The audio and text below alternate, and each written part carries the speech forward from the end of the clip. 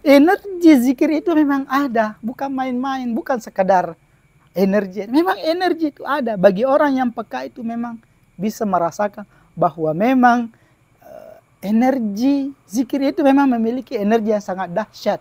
Dahsyatnya energi zikir kan, ya, zikir kan Al-Quran kan juga bagian daripada zikir. Ya, andai kata tadi, "Lau anzalna hadzal Qur'ana ala jabalil la ra'aitahu khashi'an min khasyatillah."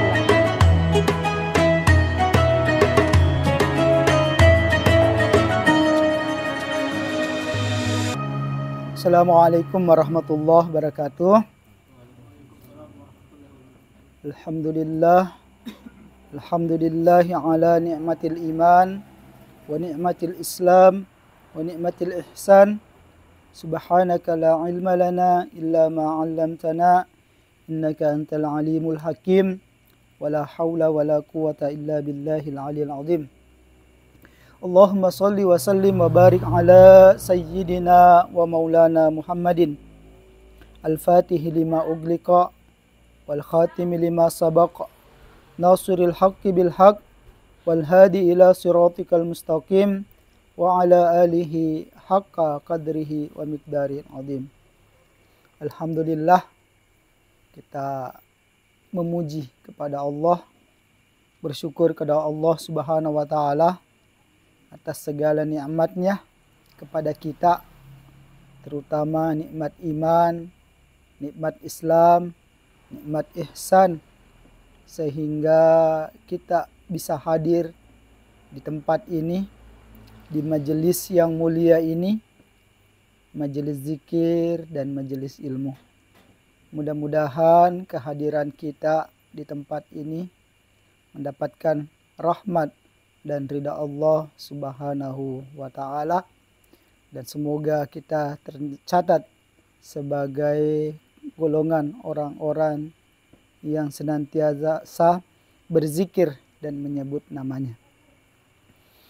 Kemudian mari kita kirimkan salawat dan salam kita kepada junjungan kita Sayyidina wa Nabiyina wa Maulana Muhammadin sallallahu alaihi wasallam, juga kepada para keluarganya, para sahabatnya, dan juga kepada orang-orang para pewarisnya dan orang-orang yang mengikuti beliau hingga akhir zaman nanti. Semoga salawat dan salam kita senantiasa terkirim, tercurah kepada beliau setiap kali bintang berkedip, setiap kali bintang menyala. Sahabat-sahabat yang dimuliakan Allah Subhanahu wa taala, untuk lebih berkahnya majelis zikir dan majelis ilmu kita pada malam hari ini, mari kita dahului dulu dengan ihda, dengan mengirimkan Al-Fatihah kepada Rasulullah sallallahu alaihi wasallam, keluarga, para sahabat, kepada para seluruh masyayikh kita beserta ahli silsilahnya, ala hadhihi niyah wa ala niyatin salihah wa kulla niyatin salihah ila hadratin nabiyina Muhammadin Mustafa Rasulullah sallallahu alaihi wasallam kiram wa ila arwahi wanihi minal anbiya al mursalin qudama syara'ihim wa ila arwahimatil arba'ah wa ila arwahil masyayikhana wa masyayikhana wa jamil ahli silsilatihim, khususun ila syekhana wa mursidina wa sahibul zaman. Syaulillahi lahum al-Fatihah.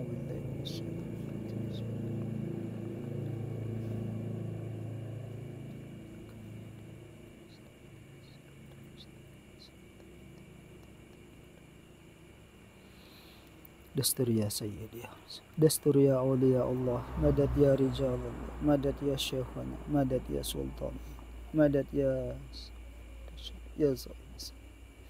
Alhamdulillah, tadi sebelumnya kita telah melaksanakan zikir atau pembacaan ratib. Satu hal yang kita harus pahami di dalam kita melaksanakan zikir,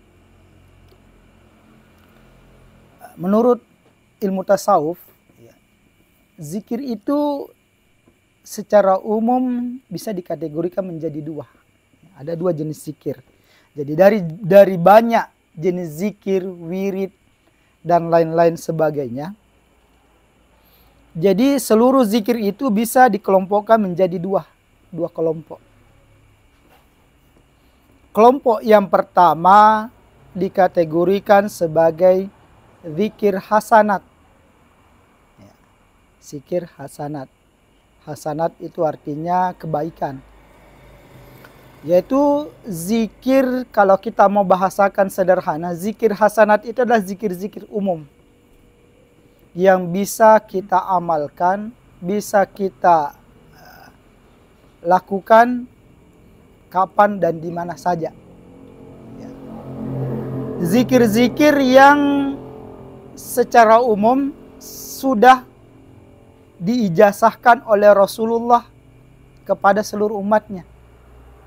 Jadi zikir ini sebenarnya bukan tidak berijazah, ya. Sudah diijazahkan oleh Rasulullah sallallahu alaihi wasallam pada masa itu untuk diamalkan oleh siapapun umatnya hingga akhir zaman. Zikir-zikir umum seperti subhanallah, alhamdulillah, Allahu akbar, la haula wala quwata illa billah, dan lain-lain sebagainya. Sesuai dengan namanya, zikir hasanat, kebaikan, maka ketika kita melaksanakan zikir ini, maka kita akan mendapatkan hasanat, kebaikan. Sekurang-kurangnya kita akan mendapatkan pahala. Jadi kita mengerjakan ini, insya Allah kalau kita laksanakan dapat pahala. Biasa juga disebutkan, ini dinamakan istilah zikir fadilat. Zikir yang ketika kita amalkan ada keutamaan. Ya, seperti subhanallah bihamdihi subhanallahil azim. Dalam hadis dikatakan, ya, siapa yang membaca ini, ya, itu dua kalimat, kata Rasulullah, ringan di lidah, tapi berat timbangannya di mizan. Ya, ringan di lidah, tetapi timbangannya nanti di mizan, di timbangan akhirat itu berat. Apa itu?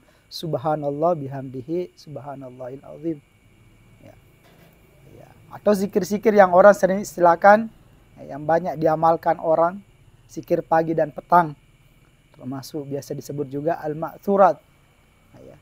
Ini adalah zikir-zikir yang umum, bisa diamalkan oleh siapa saja kaum muslimin, karena telah diijazahkan oleh Rasulullah langsung kepada umatnya saat itu. Dan ketika kita amalkan, kita akan mendapatkan hasanat, baik berupa pahala, kebaikan di dunia maupun di akhirat nanti, insya Allah. Ya. Itu zikir yang pertama. Tingkatan yang kedua disebut dinamakan zikir darajat, atau ada juga yang menyebutnya zikir martabat. Zikir darajat atau zikir martabat. Zikir ini berbeda dengan zikir yang tadi. Kalau tadi boleh diamalkan oleh siapa saja, maka zikir-zikir martabat atau zikir darajat ini hanya boleh diamalkan oleh seseorang ketika dia mendapatkan ijazah atau talqin dari seorang guru. Jadi dia mendapatkannya harus melalui pengajaran, ya, talqin, atau biasa juga distilahkan ijazah. Ya. Zikir ini, ya, diijazahkan oleh Rasulullah tidak secara umum. Diijazahkan Rasulullah melalui sahabat, dari sahabat kepada tabi'in, tabi'in kepada tabi'in, kepada salafunas soleh, kepada nanti penerus-penerusnya sampai hari ini yang tetap memegang amanah itu. Ya. Ya. Jadi itu bedanya. Tadi siapapun, umpama kalau zikir hasanat kita dapat buku, baca. Ya, tadi umpama siapa yang membaca zikir ini, kata Rasulullah hadisnya, kita baca itu boleh diamalkan. Nah, itu zikir hasanat. Karena bukan berarti tidak ada ijazahnya. Rasulullah sudah mengijazahkannya melalui hadis-hadisnya. Ijazah umum dari Rasulullah. Hadis ya. Zikir pagi dan petang dan lain-lain. Zikir sesudah sholat. Sudah sholat, subhanallah 33 kali. Alhamdulillah. Allahu Akbar. Itu kan zikir-zikir atau wirid-wirid yang hasanat. Hasanatnya kan ya, Allah akan mengampuni dosa walaupun sebanyak buih di lautan. Itu zikir hasanat. Zikir darajat tidak seperti itu. Dia harus diperoleh melalui seorang guru. Guru yang bersanad, bersilsilah. Ada ketersambungan dari Rasulullah SAW. Tidak boleh kita mengamalkan hanya karena ada buku atau karena kita dengar dari YouTube. Ya, kecuali memang zikir itu oleh sohibul ijazah sudah mengijazahkan secara umum. Kan ada juga zikir yang berijazah. Tapi kebetulan sohibul muji yang punya jasa sudah mengijazahkan secara umum, boleh kita kabil. Kalau dia memang dijazahkan secara umum. Tapi kalau tidak, apalagi yang bersifat talqin, itu tidak boleh. Harus kita harus kita ketemu guru. Kenapa? Karena tadi disebutkan kedudukannya adalah derajat atau martabat. Jadi ketika kita mengamalkan ini, yang kita ingin dapatkan bukan hasanatnya, bukan fadilatnya. Tetapi zikir ini, pertama makna derajat atau martabat. Pertama, zikir ini memang memiliki derajat atau martabat yang lebih tinggi daripada zikir hasanat. Itu yang pertama. Yang kedua adalah ya makna derajat dan martabatnya adalah ketika kita mengamalkan, maka tujuannya kita mengamalkannya adalah untuk menaikkan atau meningkatkan derajat dan martabat kita Allah Subhanahu wa taala. Dari seorang muslim menjadi mukmin, dari mukmin menjadi muhsinin, dari muhsinin menjadi muttaqin, dari muttaqin nanti menjadi muqarrabin dan seterusnya. Jadi itu derajat-derajat yang akan kita lalui. Ya kan? Jadi muslim dulu, ya. Setelah itu jadi mukmin, orang beriman, ya. Benar-benar beriman. Insyaallah kalau beriman semua beriman, tapi mukmin yang dimaksudnya mukminina haqqan, orang yang beriman benar-benar. Muslim asalkan sudah bersyahadat, sudah muslim walaupun dia tidak sholat, tidak. Nah, ini mau dinaikkan dari seorang muslim menjadi mukmin, orang yang benar-benar beriman. Yang mana dikatakan beriman dalam surah Al-Anfal, innamal mu'minuna idza dzukirallahu wajilat qulubuhum. Orang beriman itu idza dzukirallahu wajilat qulubuhum, ketika disebut nama Allah wajilat qulubuhum, ada bergetar ya, debar-debar hatinya ya. Kenapa debar-debar hatinya tadi? Karena ada iman. Wa idza tuliyat alaihim ayati zadatuhum imanan. Ketika dibacakan ayat-ayat Allah, diberikan pengetahuan, pengajaran, zadatuhum imanan, bertambah keyakinan. Itu baru beriman. Tapi kalau orang Islam diberikan peringatan sama saja dengan tidak ada peringatan, berarti levelnya baru muslim. Nah, ini harus dinaikkan. Cara menaikkannya, ya harus dia mendapatkan tadi zikir. Nah, kemudian naik ke derajat yang ketiga, ini disebut muhsin, ihsan, orang yang sampai level ihsan.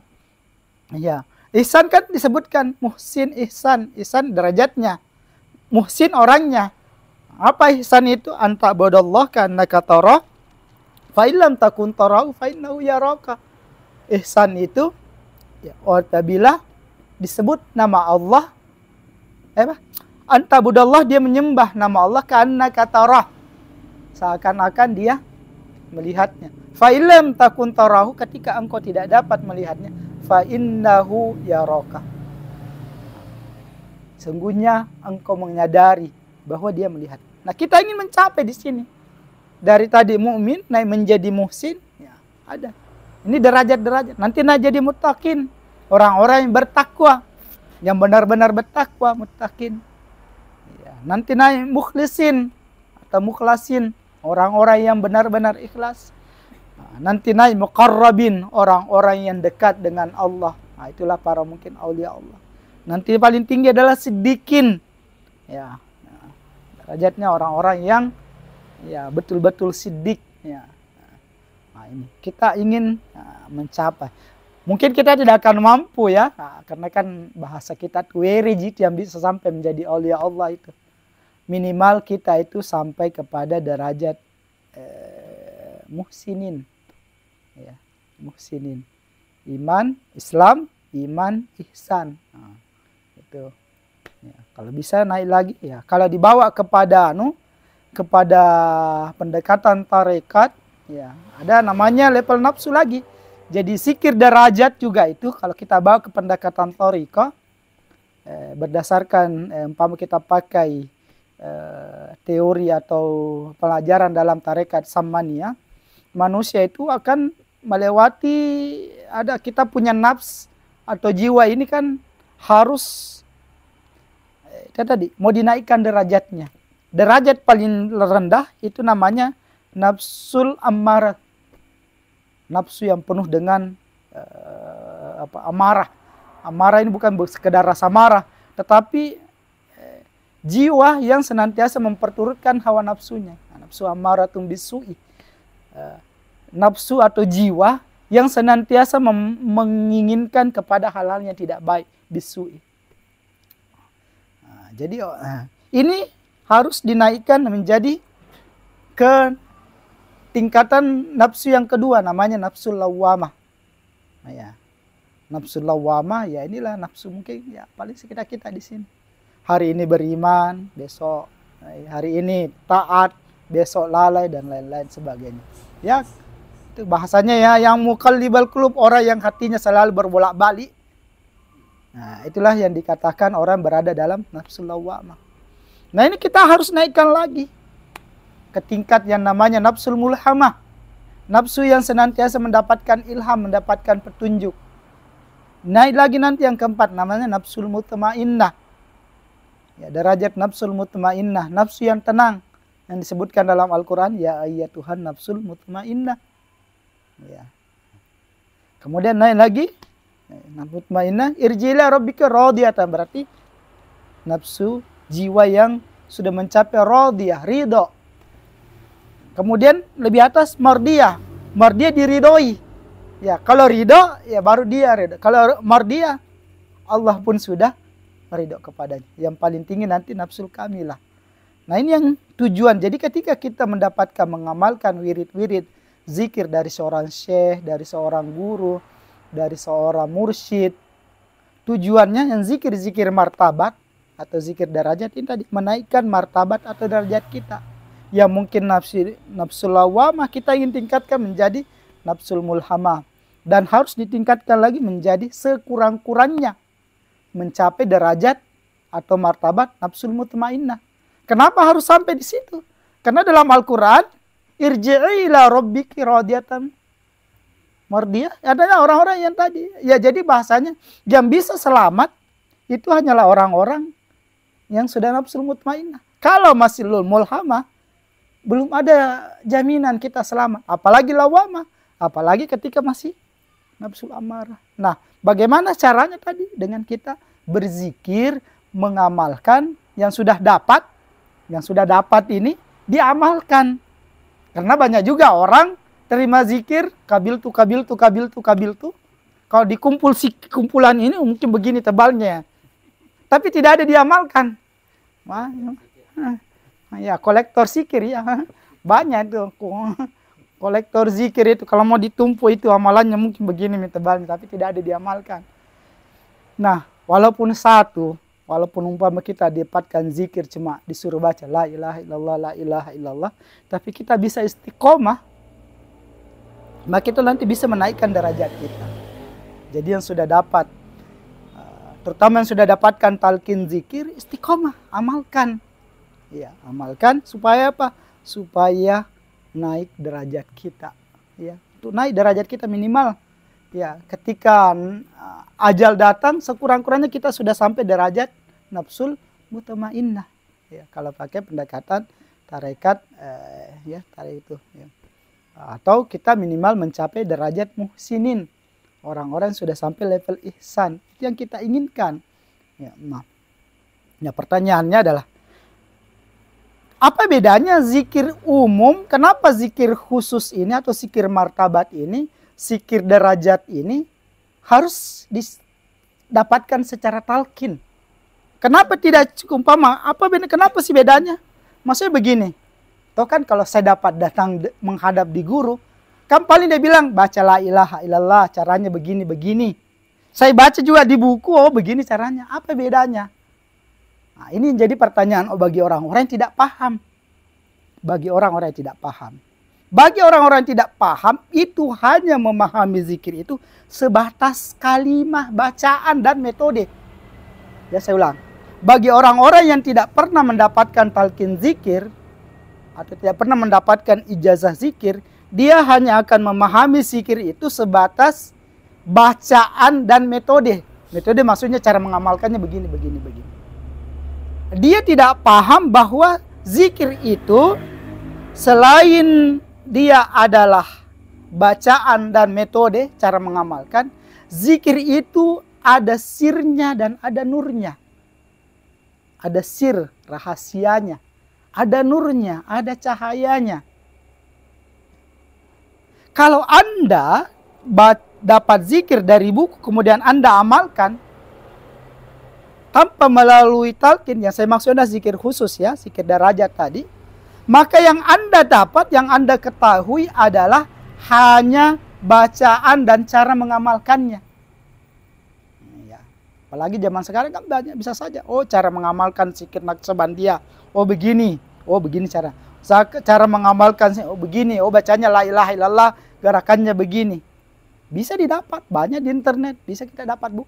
Tapi kapan Anda mengamalkan itu, yang Anda dapatkan hanyalah bacaan dan gerakan atau metode mengamalkannya. Tapi nurnya zikir itu, sirnya zikir itu tidak ada. Kosong. Ya. Maka apa ya? Kopong kalau orang Jawa, orang Sunda bilang kopong. Nggak ada isinya. Ya. Kenapa tidak ada isinya? Tadi karena sesungguhnya sir dan nurnya zikir itulah yang didapat.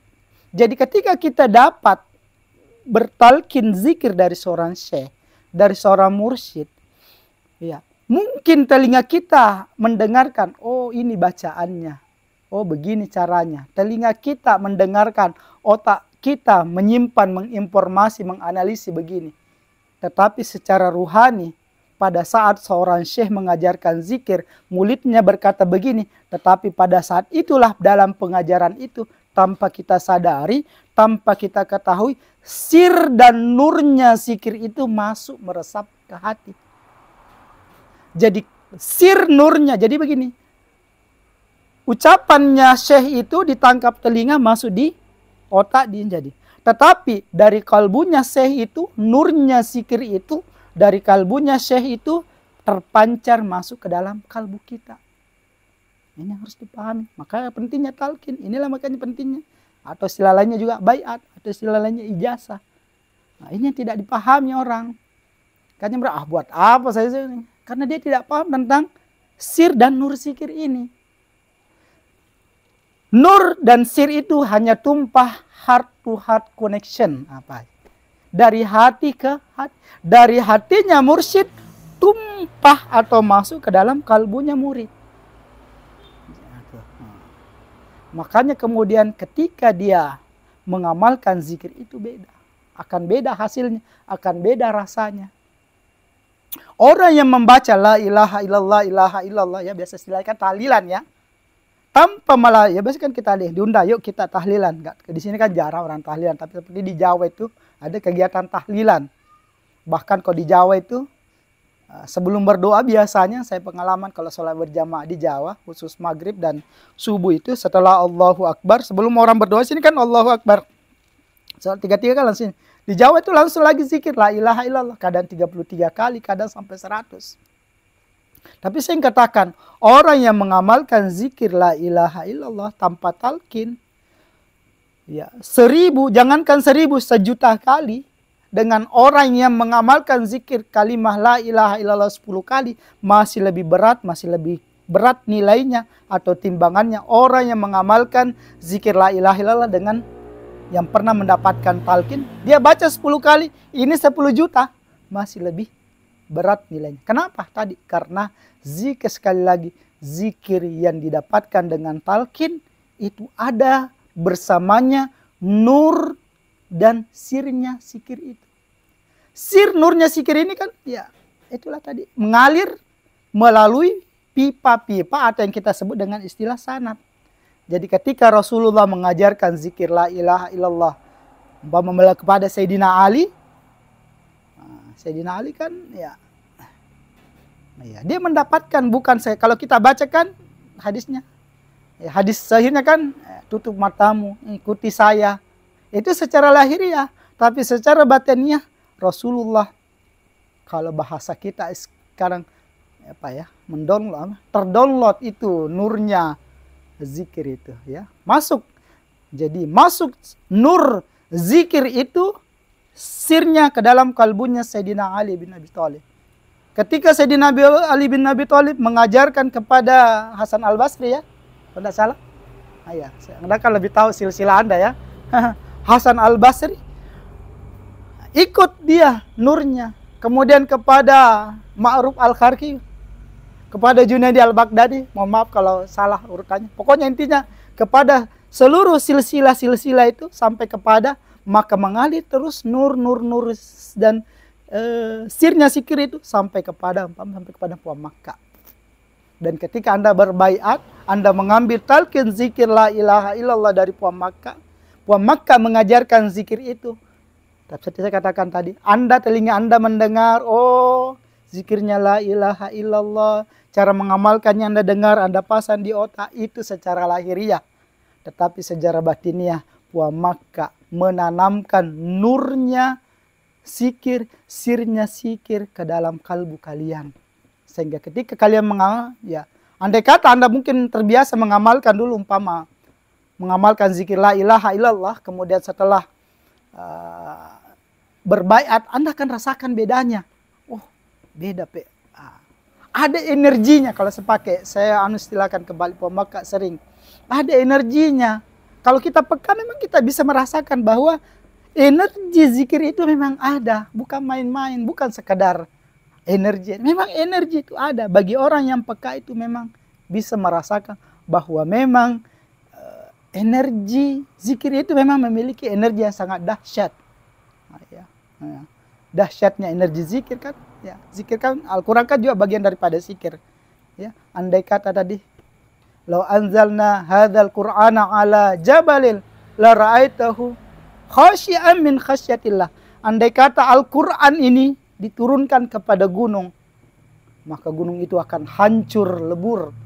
Itu kita bayangkan energinya itu luar biasa. Zikir itu kan Al-Quran kita katakan juga termasuk zikir, karena kalau orang membaca Al-Quran kan bagian daripada zikir. Ya, saya kira itu sebagai pengantar. Mudah-mudahan untuk lebih bagusnya nanti kita lanjutkan dengan sesi dialog saja, sesi ngopi. Sekali lagi ngopi, ngobrol santai ya, santai saja, tidak usah terlalu formal. Yang saya kalau terlalu formal malah jadi kesannya kita sini untuk sekedar, saya hanya sekedar sharing pengetahuan, bukan berarti saya lebih pintar. Ya, kebetulan ya namanya sharing, kita di sini hanya sekedar berbagi pengetahuan. Boleh saja ada yang Anda ketahui dan bisa menjadi pengetahuan baru buat saya. Untuk sementara demikian, wallahu muwaffiq ila aqwamit thoriq. Assalamualaikum warahmatullahi wabarakatuh.